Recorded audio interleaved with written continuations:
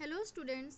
हम लोगों ने क्लास 5 का जो चैप्टर स्टार्ट किया था, थर्ड चैप्टर, जिसका नेम था स्केलेटन सिस्टम, दैट मीन्स कंकाल प्रणाली। उसका कुछ टॉपिक्स हम लोगों ने पढ़ा था फर्स्ट वीडियो में, जैसे कि स्केलेटन क्या होता है ना।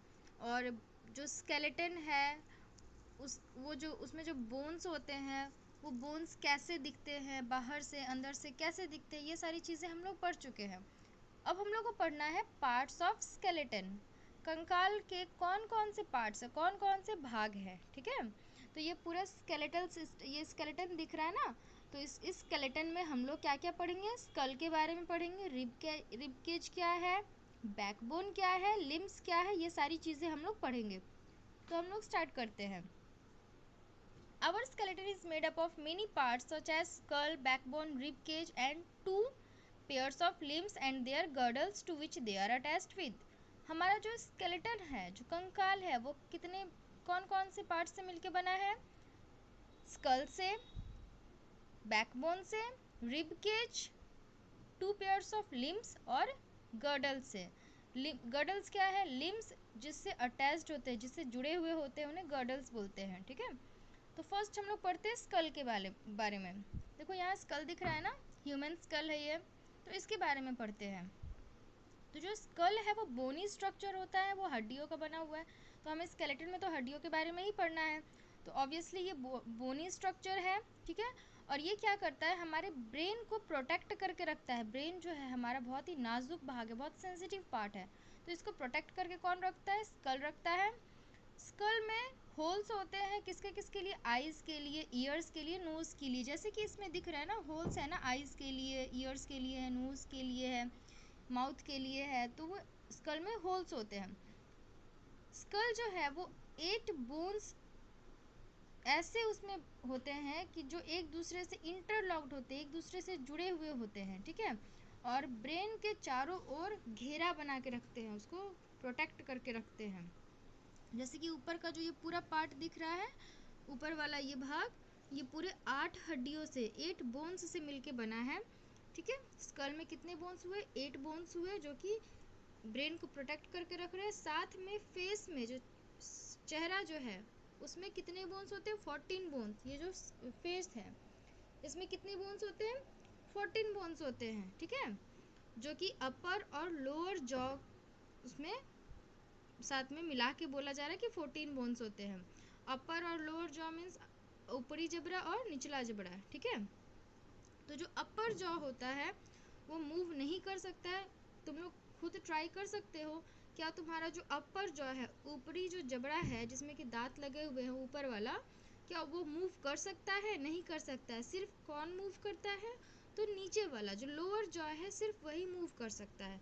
तो स्कल है, उसमें कोई भी बोन मूव नहीं कर सकता है। सिर्फ और सिर्फ लोअर जॉ में जो बोन्स है वही मूव कर सकते हैं। ये चीज़ याद रखना, ठीक है। और इसी लोअर जॉ मूव करता है, इसी कारण हम लोग बोल सकते हैं, खा सकते हैं, है कि नहीं। तो ये हुआ स्कल के बारे में, ओके। अब नेक्स्ट है स्पाइन और बैकबोन। जो रीढ़ की हड्डी होती है ना, लंबी सी पीठ में जो लंबी सी हड्डी होती है, उसे क्या बोलते हैं? स्पाइन बोलते हैं या फिर बैकबोन बोलते हैं। जैसे कि ये दिख रहा है ना, ये बैकबोन है, ओके। तो बैकबोन जो है वो स्कल से जुड़ा हुआ रहता है। स्कल जो है बैकबोन के ही सहारे रहता है ना। जैसे कि यहाँ जो स्कल है ये बैकबोन से जुड़ा हुआ है।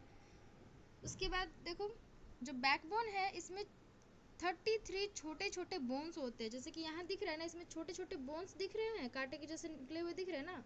तो इनकी संख्या कितनी होती है? 33 होती है। और इनको क्या बोला जाता है? तो वर्टिब्री, ओके, VERTEBRAE, वर्टिब्री बोला जाता है। और ये पूरे जो बोन्स का जो पूरे सारे 33 बोन्स को मिला के बोला जाता है एक साथ वर्टिब्रल कॉलम या फिर स्पाइनल कॉलम या फिर स्पाइन रीढ़।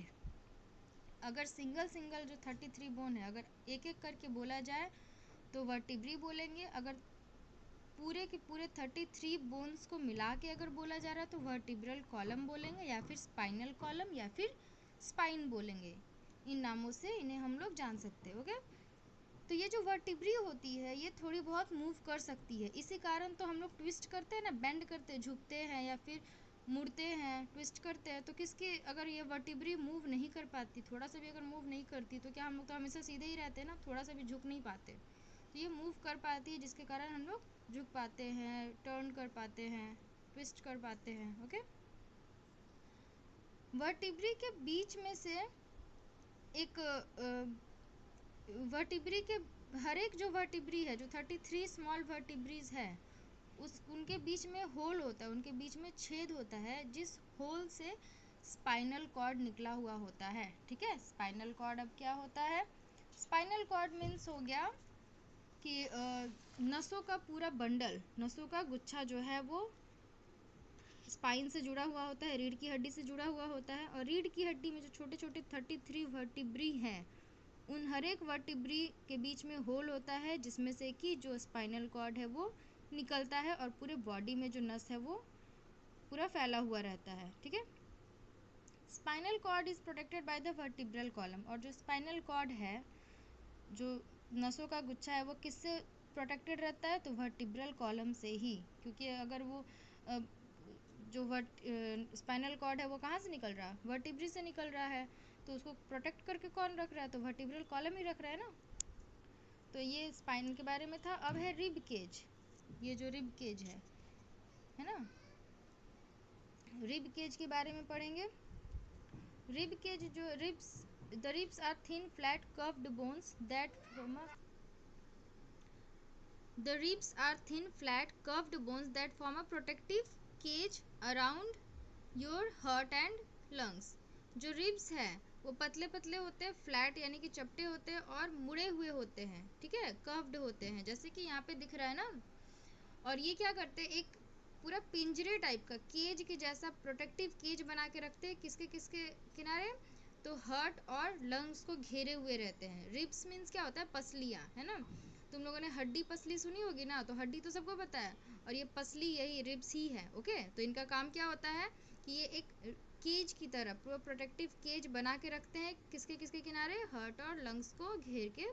ठीक है, ताकि जो हार्ट है, लंग्स है, वो सुरक्षित रहे।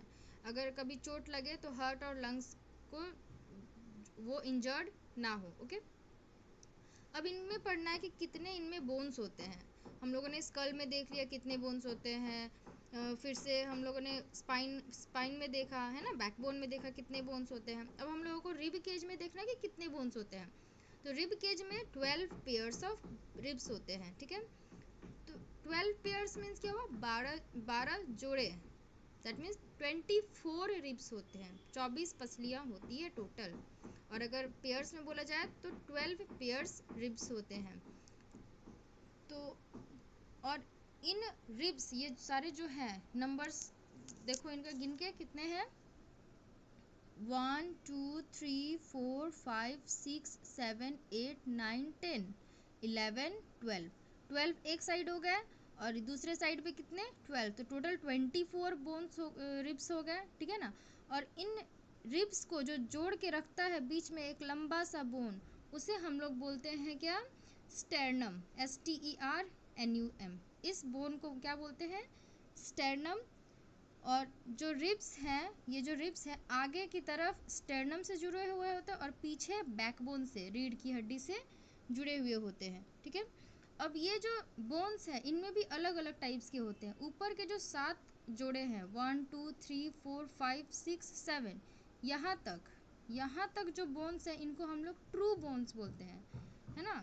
ये ट्रू रिब्स बोलते हैं, ये एक्चुअल में रिब्स हैं, ट्रू रिब्स इनको बोलेंगे। और इसके बाद जो 3 पेयर्स है, 1 2 3, ये जो 3 पेयर्स हैं इनको हम लोग फॉल्स रिब बोलते हैं, क्योंकि ये डायरेक्टली स्टेर्नम से जुड़े नहीं रहते। ये जो ऊपर के जो 7 पेयर है वो डायरेक्टली देखो यहाँ तक स्टेर्नम से जुड़े हुए हैं। ठीक है, लेकिन ये जो 3 है नीचे के, ये वाले 1 2 3, ये 1 2 3, ये स्टेर्नम से नहीं जुड़ के इस वाले से, 7th वाले से जुड़ा हुआ है, इसीलिए इसको हम लोग फॉल्स रिब बोलेंगे। अब इसके नीचे में ये जो 2 पेयर दिख रहे हैं, ये दोनों, ये किसी से नहीं जुड़े हुए हैं, फ्लोट कर रहे हैं, ऐसे ही तैर रहे हैं अकेले में, तो इसीलिए इनको फ्लोटिंग रिब्स बोला जाता है। ठीक है, ये समझ में आया सबका नाम। ये जो ऊपर के 7 है, 1 2 3 4 5 6 7, इधर से भी और इधर से भी जो ऊपर के 7 है, इनको हम लोग ट्रू रिब्स बोलते हैं। उसके बाद जो 3 है, 1 2 3, ये तीनों को हम लोग फॉल्स रिब बोलेंगे क्योंकि ये लोग स्टेरनम से नहीं जुड़े हुए हैं, ठीक है। और उसके बाद जो ये 2 बचते हैं नीचे में, जो कि किसी से भी नहीं जुड़े हुए हैं, अकेले हैं, इन्हें हम लोग फ्लोटिंग रिब्स बोलते हैं, ठीक है। ये समझ में आया? देखो यहाँ पे ट्रू रिब्स लिखा हुआ है ना, ट्रू रिब्स है, फिर से क्या है, कहाँ गया, फॉल्स रिब्स है, और फिर फ्लोटिंग रिब्स है। तो फ्लोटिंग रिब्स जो है वो बहुत ही छोटे छोटे होते हैं, स्मॉलर होते हैं। ट्रू रिब्स और फॉल्स रिब दोनों से बहुत ही छोटे होते हैं। ओके, इतना समझ में आया? अब है नेक्स्ट हम लोग को लिम्स के बारे में पढ़ना है। लिम्स मतलब आर्म्स और लेग्स, हाथ और पैर दोनों को मिला के हम लोग क्या बोलते हैं, लिम्स बोलते हैं। तो हाथ को हम लोग बोलेंगे अपर लिम्स और पैर को बोलेंगे क्या, लोअर लिम्स। तो सबसे पहले अपर लिम्स के बारे में पढ़ते हैं, आर्म्स के बारे में। तो आर्म्स जो है वो किससे जुड़े हुए होते हैं,